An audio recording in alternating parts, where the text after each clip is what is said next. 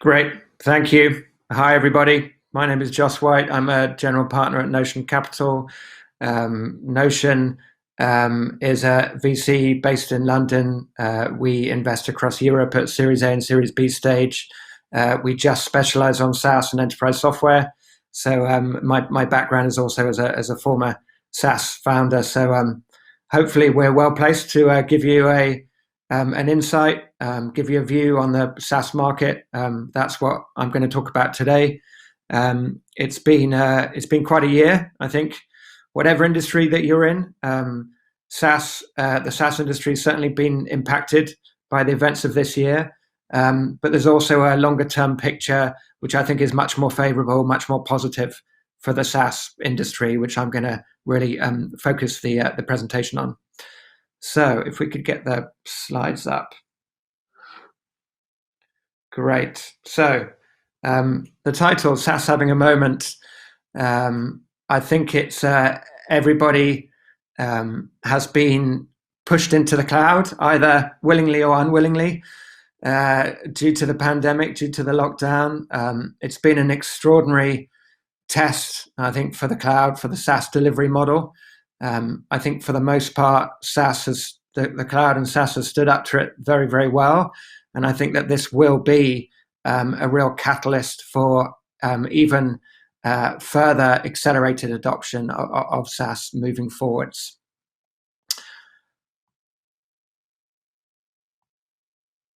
So I just wanted to start by giving you some research. As we said in the introduction, giving you some research from Gartner. Gartner produce a piece of research on the software industry every year.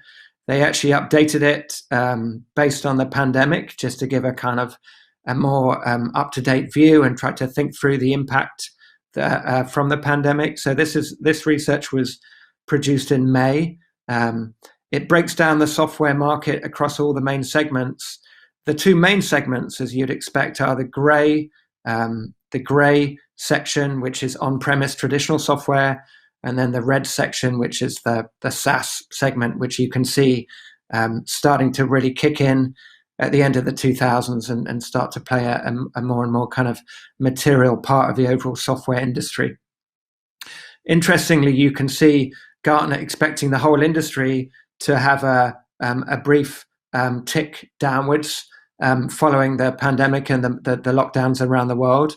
But you can see then the expectations is that the industry is going to return to growth, but some segments are going to grow faster than they were before, and some segments are going to grow more slowly. So the SaaS market, having had the sort of brief impact of the pandemic, you can see expectations are that the market's actually going to come back even more strongly. And I think that suggests that the kind of forced adoption or the way that we've all needed to be working in the cloud over the last few months is going to continue, and it's going to act as that kind of accelerator of the move towards SaaS, the move into the cloud. So there's a short-term impact, but then you can see SaaS playing an increasingly dominant part in the overall software industry, and is now expected to become to go through 50% of the overall industry by 2024.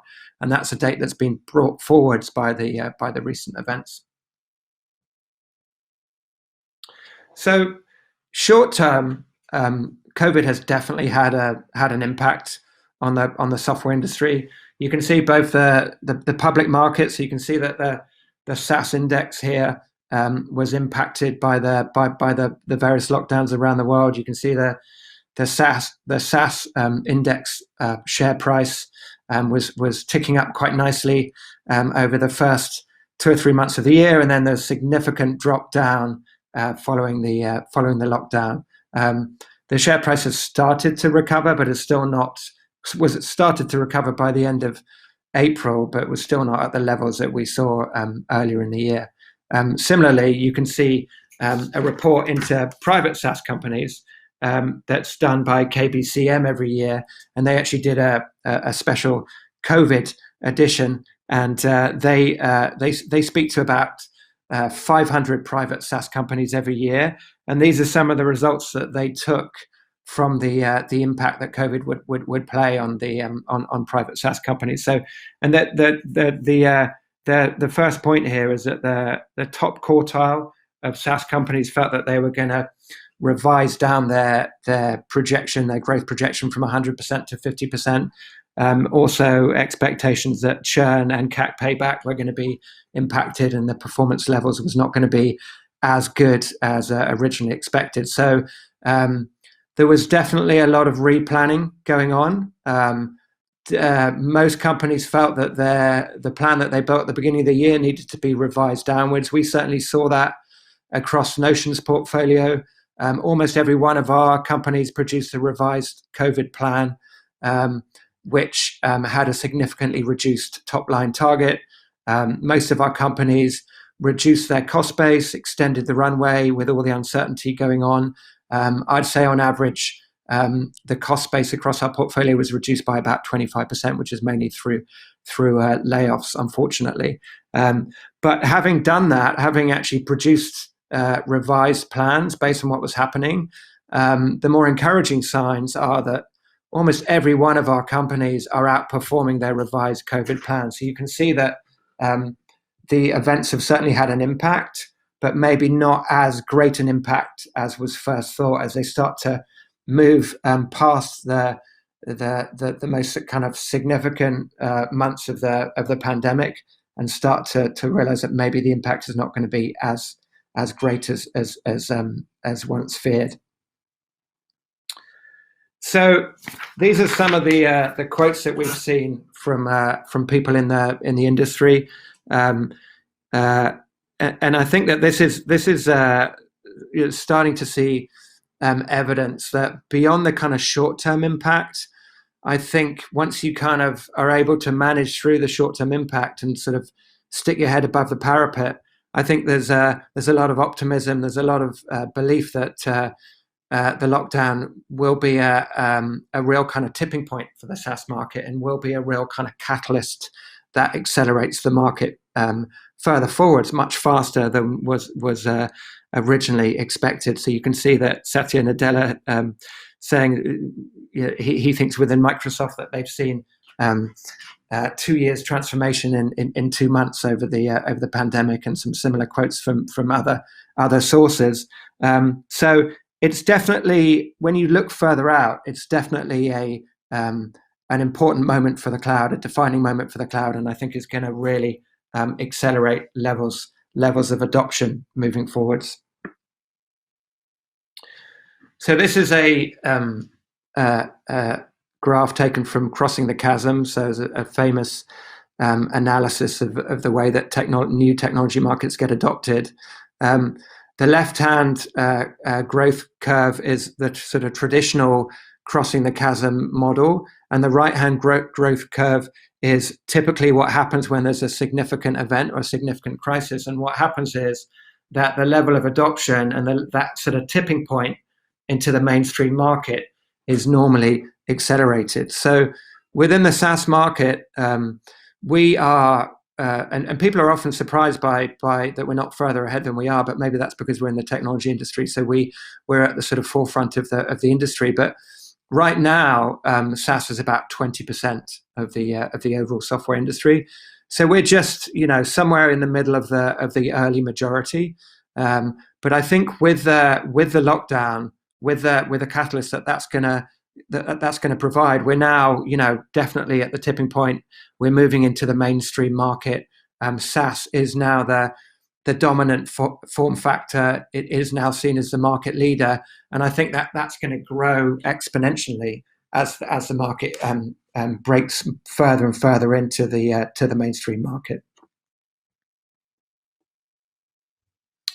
So this is just evidence of that within the public market. So this is just taking the SaaS index of public SaaS companies further out. So earlier I showed you the way that the share price was impacted downwards short term based on the lockdown, and now you can see the way that it's bounced back and well beyond previous levels. So SaaS share prices are at record highs. We're hearing stories about Zoom, about Snowflake, about others almost every day now. Multiples are at record highs as well. So certainly the public SaaS companies and the people that invest in them believe that the future is very, very bright for the SaaS market, and believe that this is really where the software industry is heading, and now it's going to be heading there even faster than was the case previously. So just trying to step back and putting that in context. This is a graphic that we've developed within Notion over the last few years, and it tries to break out the evolution of the SaaS market since its beginning around about 2000. So the first phase of SaaS was really web-based SaaS. It was taking software that you were hosting on premise, and it was moving it into the cloud, and it was really accessed and used in a web-based way through a browser. The second phase was really kicked off the back of mobile devices, and particularly the smartphone, around about 2007, 2008, where SaaS started to get rebuilt and redesigned so that it was optimized for mobile devices, so it could actually start to capture much more of the market and start to be used with a much wider selection of devices. The third phase is when SaaS became much more intelligent software. So when SaaS is combined with the vast volumes of data that's out there, with the increasingly sophisticated AI and machine learning tools to actually create more intelligent software that can not only boost productivity and increase communications, which is what traditional software does, but actually start to increase the size of the overall market by augmenting and replacing manual processes. So that was a big change that happened somewhere around about 2015. We think that that COVID-19 and the pandemic of this year is actually gonna kick off a fourth phase of SaaS, which we're calling SaaS everywhere.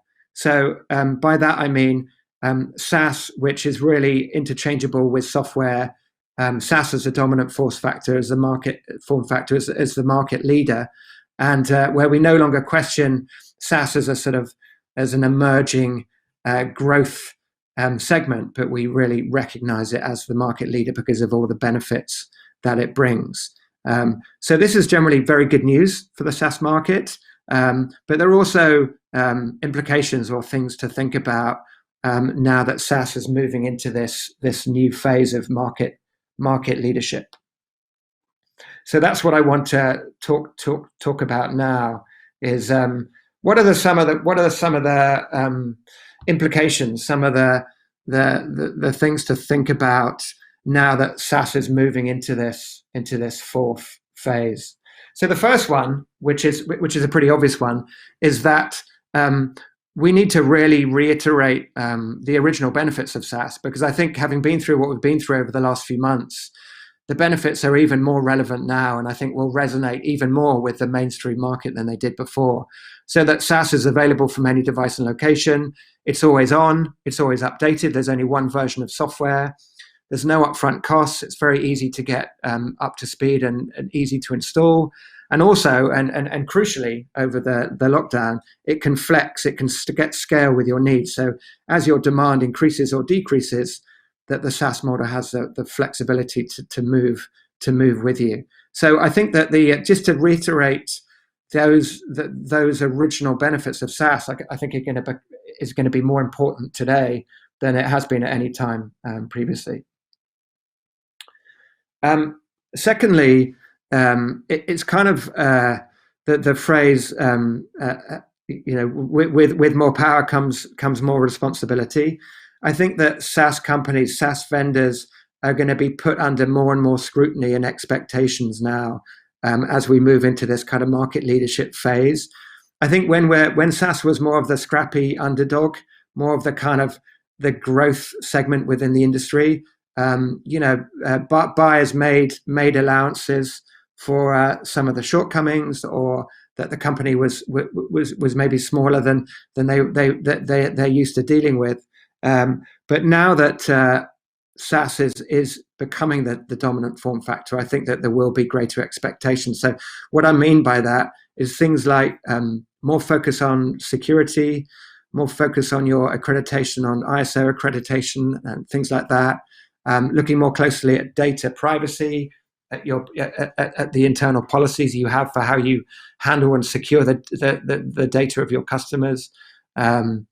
More focus on service level agreements, that you really are enterprise strength in the way that you go about your business and the way that you support your customers, but also having a strong and sustainable business. So enterprise customers, they want to know that you're going to be around. They want to know that you're building a healthy business that they can rely on, not just in the short term, but in the long term. So I think we're all going to have to step up the way that we the proposition that we have in the market to appeal to a increasingly wider and wider share of that market as you move into the mainstream.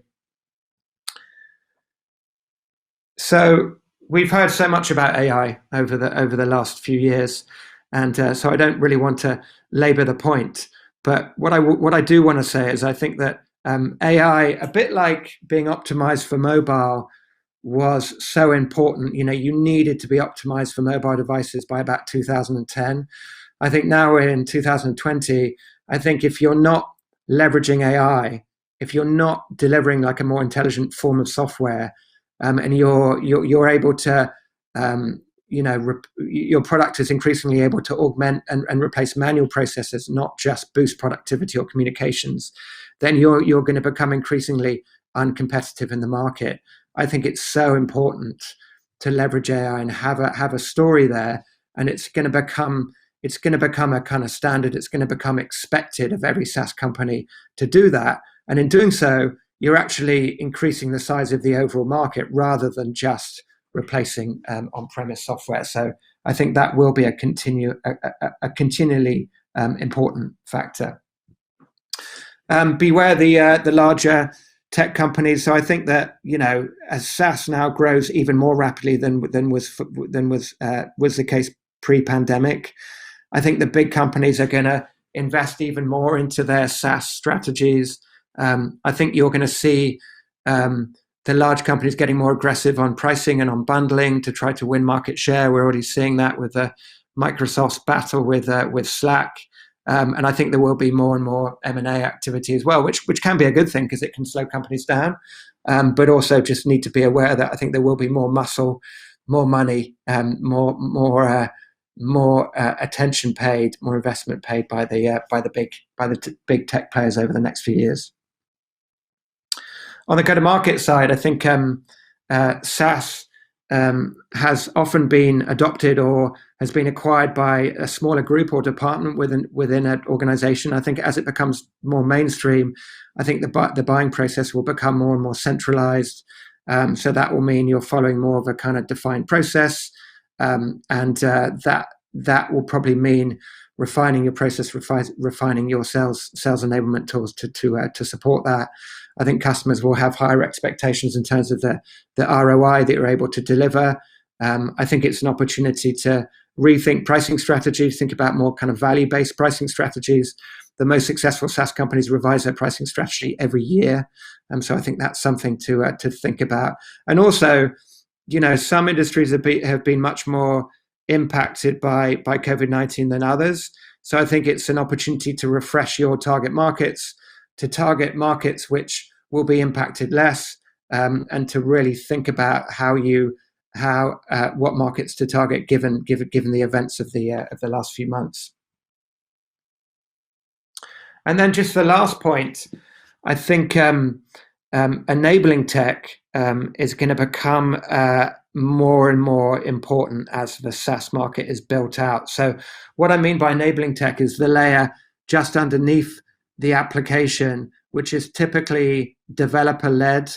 It's often open source or partly open source, where the developer, the company, is looking to increase the functionality, increase the speed, increase security, the data management, overall increase the kind of the value that they're able to deliver to the customer. And I think this is going to be a big growing market over the next few years, and something that is kind of an adjacent market that I think everyone in SaaS needs to understand. And I think also the SaaS market can be quite fragmented. So the enabling tech can help to stitch together SaaS applications and deliver more of a kind of joined up customer experience, and in doing so can actually support more of an end-to-end workflow rather than a specific process. So I think you're going to see a lot of emphasis and a lot of investment into this kind of next layer down enabling tech, moving into a kind of entirely cloud native form factor over the coming years. So that brings me to an end of my presentation. The story really is one of short-term impact following the pandemic, but I think, and I don't want to downplay that. The events of this year have been very, very significant. A lot of us are still, experiencing challenges, experiencing headwinds. It's going to take time to really return to normal in the wider economy. But I do think, and I think we're already starting to see this, that medium to long term, it's actually a very encouraging picture for SaaS. I think SaaS will take its place now as a market leader, and that has implications for everyone in the industry. And when I step through those implications, I'm not trying to make out that you're not already thinking about all of those things, but I think that maybe we need to think about them even more, given the way that the acceleration of the market has moved forward so quickly over the last few months. Okay, thank you. Great talk. Thank you very much, Jos. Just a brief question. I was looking at the chart, full of fantastic information. I was looking at the chart with SaaS 3.0 going to SaaS 4.0. I was looking at the 3.0, the SaaS plus AI, and maybe RPA might be thrown in there. Of course, AI is now playing a big role, but technologies like NLP and ML and its subset, DL, deep learning, are still in some senses in their infancy. They do play a big role in a lot of enterprise SaaS plays. Would you agree that those, the dates are about right, but would you agree that those kind of phases going into SaaS everywhere, which is I like that, SaaS 4, SaaS everywhere, would you agree that they overlap quite a lot, all of those phases? Yeah. The illustration is really to make a point, but it's definitely more of an evolution, and things that we saw in a previous phase definitely continue, and AI getting more and more sophisticated, data getting more and more prevalent in higher and higher volumes, is definitely not going to go away. I think it's an increasing, it's a bigger and bigger opportunity for SaaS companies, I think. But I think AI will go from becoming, such a talked about sort of maybe overhyped technology to something that we just expect to see in every SaaS product. So a bit like being optimized for mobile 10 years ago, I think the expectations will change, and customers will be more demanding and assume that you're able to deliver that kind of more intelligent form of software, which then starts to increase the size of the overall market and starts to replace, people-based processes, which is, such an exciting time for the market. Exciting virtuous circle of supply and demand. Thank you so much, Jos White. That was a fascinating talk, full of great data. Thanks a million for being with us here in SaaS Talk. Thank you.